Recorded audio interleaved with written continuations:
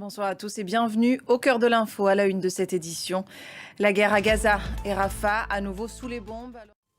Merci de vous informer sur France 24. On commence donc par ces nouvelles frappes israéliennes sur Rafah la nuit dernière.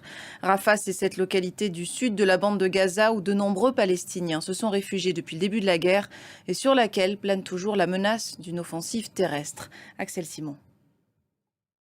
Et qu'en est-il des négociations? Alors qu'une délégation égyptienne est arrivée en Israël, le Hamas dit étudier actuellement une contre-proposition israélienne. Les précisions de Pauline Godard, notre envoyée spéciale à Jérusalem. Et sachez que le Hamas diffuse ce samedi une vidéo montrant 2 otages israéliens enlevés lors de son attaque du 7 octobre. Et comme tous les samedis, vous voyez ces images de ce rassemblement d'Israéliens. Autre conflit, la guerre en Ukraine et cette nouvelle attaque massive de missiles russes contre des infrastructures énergétiques. Conséquence des coupures de courant, Kiev pour sa part a ciblé 2 raffineries en Russie avec des drones. Les précisions de Pierre Leduf.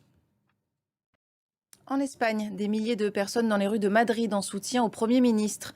Après l'ouverture d'une enquête pour corruption contre son épouse, Pedro Sánchez s'est donné 5 jours pour décider de démissionner ou non.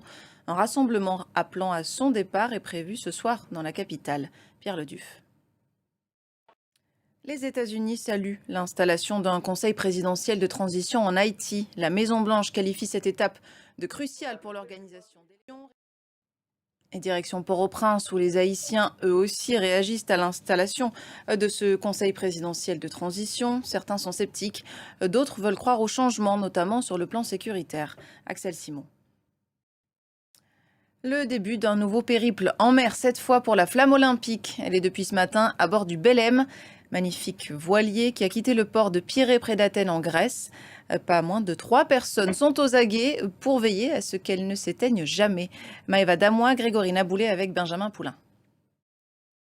Et voilà pour l'essentiel de l'information, on se retrouve dans quelques instants.